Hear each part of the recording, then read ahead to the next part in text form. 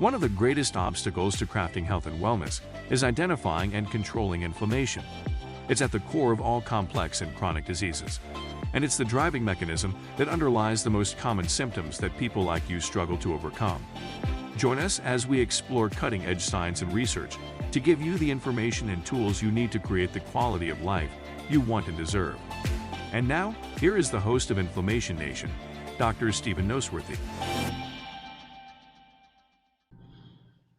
Hey there, guys. Welcome back to the podcast. This is actually part 9 of our functional hierarchy of health. We're still talking about cortisol. This will be the last episode where we talk about the adrenal system. And today we're going to focus on the cortisol awakening response. And we'll talk about the other hormone made by the adrenals, which is called DHEA. This is really about other aspects of the adrenal system that typically don't get a lot of focus and attention, but nevertheless are critical to your well-being. And again, that's the cortisol awakening response and DHEA. And I went through this in some detail in prior episodes, so I'll touch on the highlights and the core concepts today. And then I'll refer you back to the list of episodes where you can just simply search for the word adrenals. You'll find several episodes where I go over a bunch of key information that's going to give you some deeper insights. So let's talk about this thing called the cortisol awakening response. First of all, I want you to understand that one of the primary jobs of your adrenals, or one of the primary jobs that it plays, is to wake you up and prepare you for your day, right? And that means basically two main things. That means clarity of mind and energy. And I've said this before, that it's normal and expected to wake up in the morning just a little bit hungry, but more importantly, energetic and mentally clear and focused, because after all, you have a day to tackle, right? You have known and unknown challenges to overcome, and you can't do that if your first reaction to waking up is either hit the snooze button or just simply drag yourself to the coffee pot, growling and snapping at anyone who dares to get in your way. So here's how this works. There's a part of your brain called the suprachiasmatic nucleus. You don't need to remember that name. Just know that there's a part deep in your primal brain that actually controls your response to light, particularly the frequencies of waking light or first morning light or sunrise light. So when you wake up and light hits your eyes, the retina in the back of your eyeballs sends a neurological signal back to this suprachiasmatic nucleus, which then relays an electrochemical signal to the waking centers of your brain. The fancy term would be your reticular activating system. So this part of your brain then relays another signal down to your adrenal glands, basically saying rise and shine, which is a signal for the adrenals to dramatically increase the production of cortisol for the next 30 minutes, which then serves to energize or mobilize your energy stores, increasing blood sugar for fuel, to activate your frontal lobe, which is predominantly what gives you your focus and your attention. And what the research tells us is that this initial zap of cortisol first thing in the morning is essentially like a spark that ignites your energy and your focus for the rest of your day. If you have a good cortisol awakening response, it sets you up for a successful day, and you have a better chance of enjoying good energy and mental clarity. However, if your cortisol awakening response is deficient, then right out of the gate, you're behind the 8 ball, so to speak, right? And you're trying to play catch up, and for the rest of the day, it usually means either constant or periodic lulls in energy and in brain power. In terms of quantity, if we could measure your cortisol as soon as you wake up and then again 30 minutes later, you should see about a 50% increase over your baseline morning cortisol in that first 30-minute window. So just to make up numbers to illustrate, if your baseline cortisol is 10 when you first wake up, then half an hour later it should be 15, right? Just to keep the math quite simple. If it's less than that, then your cortisol awakening response is deficient and you lack that morning spark that gets you ready to go for the rest of the day. It's just simply too weak. Now, How do you know or begin to suspect that your cortisol awakening response is deficient? Well, you can ask yourself a series of very simple questions. Number one is, do you wake up ready to go, or do you wake up feeling groggy and foggy? Do you use the snooze button on your alarm clock? Personally, I don't think I've used the snooze button more than maybe once or twice in my entire life. That might not be you. If the first thing you see in the morning, or if the first person you see in the morning turns and runs the other way, rather than incur your morning wrath, then you might have a problem, right? And you can also ask yourself, like, do you rely on coffee or exercise or some other form of stimulant in the morning to be able to function, right? And this is a spectrum, just like so many other things as it relates to biological systems. When your cortisol awakening response is really deficient, then you might chronically oversleep and just barely drag yourself out of bed to get to work or to do whatever it is you're supposed to do in the morning. If it's really bad, but not quite as bad as what I just described, then maybe you're able to get up. You don't feel that great, but you need, and I emphasize need, a stimulant to get your motor going. Coffee, exercise are common tools. Smokers, of course, use nicotine, which they don't. Nobody should be smoking. Now, you can imagine that some people who need coffee in the morning couldn't even think of like working out first thing in the morning, whereas others, exercise is the only thing that keeps them functional. So there are some people who wouldn't dare miss their morning workout, whether that's a spin class or CrossFit or whatever. But nevertheless, the morning exercise regimen has to be something that's energetic and zippy, something that's really going to get their brain woken up and their blood flowing. Now, on the flip side, if you wake up and you're raring to go and you don't need those stimulants to function, then you can probably safely assume that at least your cortisol awakening response is doing fine. Now, that doesn't mean that your circadian rhythm is fine for the rest of the day. It means that the morning aspect of this is working. But you may do great first thing in the morning, but you might hit a lull after lunch or sometime in the mid-afternoon, or you might work okay all day, but 8 o'clock comes and you're done and you just simply crash. Everybody's just a little bit different. But here's the confusing part. Let's say that your cortisol awakening response is working and you are getting that 50% increase, that spark in the first 30 minutes of waking up. But let's add that your morning cortisol is actually higher than it should be rather than lower. What does that look like? And so let me repeat this just so that I'm clear. Some people have a normal cortisol awakening response, but they're starting out with elevated cortisol, not low cortisol. And this looks exactly the same as someone who has a faulty cortisol awakening response leading to low morning cortisol. The symptoms and the dysfunction are the same. They're groggy and foggy. They hate mornings. They need stimulants or some other morning support strategy to function. The difference is not in the symptoms and how it affects your quality of life. The difference is in actually what your labs look like in the objective testing.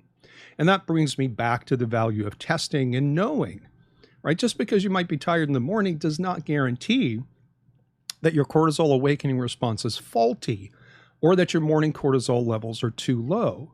Same symptoms, different labs, and therefore different treatment strategies.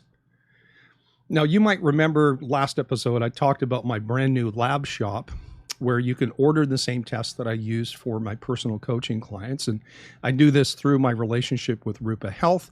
And just before I started recording today, I added a saliva test from ZRT Labs that measures your cortisol awakening response and measures your cortisol and DHEA throughout the rest of the day. Essentially, this is a classic salivary adrenal test with the addition of the cortisol awakening response. You can do either one, but if you have trouble in the morning, either because of low or high cortisol or the defective cortisol awakening response, you definitely want to do the test that has the cortisol awakening response as part of it. If your morning is fine, but your energy and brain are trash throughout the rest of the day, you can assume that your cortisol awakening response is probably okay. You don't necessarily need that particular version of the test.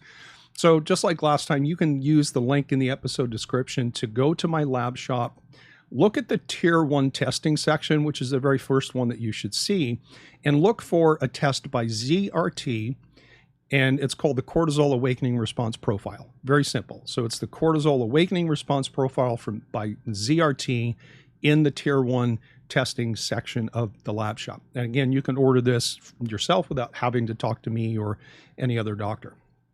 All right. So that's the cortisol awakening response. That's how you know if you have it or suspect, and how you can define that through objective lab testing. Let's move on to the final aspect of adrenal testing, and let's talk about DHEA, right? This is the other hormone, the other adrenal hormone that quite often gets overlooked. It's almost made exclusively in the adrenal gland. Only about 10% of your circulating DHEA levels are made by other tissues, predominantly your gonads. That would be ovaries for women and testes for men. DHEA can cross the blood-brain barrier and get into the brain, but you need to know that your brain can make DHEA too. But there's no way to measure DHEA that originates in the brain. We just do a blood sample, do a saliva sample, we see the DHEA, but we can't differentiate how much of this is coming from the brain or actually getting into the brain, because again, the brain makes its own stuff. The best that we can do, again, is either measure DHEA in blood or saliva. Both are accurate, and that tells us what's available throughout the entire body, right? Not specific to or focused specifically on the brain environment. Now, in terms of action, we can divide DHEA functionality into two main categories. We can actually do more than that, but two main categories. Let's call them direct and indirect. And I think what is most known about DHEA is that it serves as a precursor to both testosterone and estrogen, particularly the most potent estrogen called estradiol. So basically, your adrenal glands make this hormone DHEA, which then gets enzymatically converted into either male type or female type hormones. And this is an indirect function because it's got to go through one step before it gets there. And it tells us that one main function of DHEA is to act as source material or as a pool of precursor material to make other things, mainly testosterone and estrogen. But DHEA also has direct effects, meaning it's a shorter step. DHEA can actually do things on its own rather than having to be converted into something that then does the work. So most of the direct effects of DHEA occurs by DHEA hormone itself binding to different types of hormone and neurotransmitter receptors. And this part might surprise you. Research in the last 10 years or so tells us that DHEA can not just convert into testosterone, but can bind to androgen or male type hormone receptors by itself, exerting an androgen effect just like testosterone does. In fact, this effect is strong enough that some papers call DHEA an androgen. It classifies that hormone in the same category as testosterone or androstenedione or dihydrotestosterone. All of these are male type hormones. They call them androgens. Again, just like testosterone, the kind of the keystone one. But hold on a second. We know that DHEA can also bind to estrogen receptors, which means that DHEA not only converts into testosterone, DHEA not only converts into estrogen, it can act directly on not just testosterone receptors, but estrogen receptors as well, acting just like the hormones that it converts into. And the literature tells us that the effect of DHEA on estrogen receptors is almost as potent as estrogen binding to estrogen receptors on its own. So in fact, if we consider that DHEA is the most abundant steroid hormone that's circulating in your body, it's present in higher concentrations than any other male or female type hormones, more than even cortisol. And if we consider that not only is it a precursor to testosterone and estrogen, but that it acts just like testosterone and estradiol on its own, you start to understand how important it is to have normal DHEA levels. Let me add one more thing to this list. DHEA steadily declines as we age, such that by the time we're in our, say, 80s, we have only a fraction of the DHEA we had compared to our youth. And again, as such, there's been a lot of research done looking at DHEA levels. and the correlation it has to longevity and the diseases of aging like cardiovascular disease, as well as neurodegenerative states. And on that last point, some papers call DHEA a neurosteroid, meaning that it works on the brain and can act like a neuroinflammatory agent for your brain. It works in conjunction with certain neurotransmitters, both excitatory and inhibitory ones like GABA. And it's been studied for its neuroprotective effects in head injury as well as cognitive decline. Now, if that wasn't enough to convince you how important DHEA is to your health and your wellness, DHEA is known to counteract the potential downside of chronically high cortisol and stress. Not only does it downregulate the impact of cortisol in tissue, it's been shown in some studies to directly inhibit cortisol levels, not just the action of cortisol in the tissues, like your brain, but cortisol levels themselves, the actual levels. And finally, we have some evidence that when the DHEA to cortisol ratio is too low, and all the labs that do these salivary adrenal tests that I'm recommending calculate this DHEA to cortisol ratio, but when this ratio is too low, meaning we have too little DHEA compared to the cortisol that we have, this can imply that someone is in a catabolic state. And if you're not familiar with that word, catabolic means breaking down as opposed to anabolic, which means building up. And this is critical since if we have someone do one of these saliva tests that I've been talking about, and we see a low DHEA and especially a low ratio between DHEA and cortisol, then we know that someone is not repairing their body during sleep. And instead of building up and repairing their tissues, they're breaking them down, they're not recuperating, they're not regenerating, which is part of what sleep is for. And the long-term cost of that is something that nobody wants to pay. All right, I'm going to leave that here for now. We're going to call the section on adrenals closed. Let me remind you again of the lab shop, where you can get the same tests that I use in my one-on-one practice without having to see a doctor. That way you can check out your own adrenal status. Check out not just your cortisol, your circadian rhythm, but your DHEA, your cortisol awakening response, as well as your DHEA cortisol ratio, all from the comfort of your home. Now, next time, we're going to move on to the next priority in our functional hierarchy of health, and that's the lipid balance. So we're talking cholesterol and cardiovascular disease and coronary artery disease risk. We're going to talk about cortisol, if you should really care if it's too high. We'll look at key cardiovascular risk ratios and what numbers you really need to be paying attention to in your labs. There's a lot of myths and misconceptions in this area. Until next time, do me a favor, subscribe, leave a comment so we can reach more people right here at the Inflammation Nation. Thanks for being part of the group.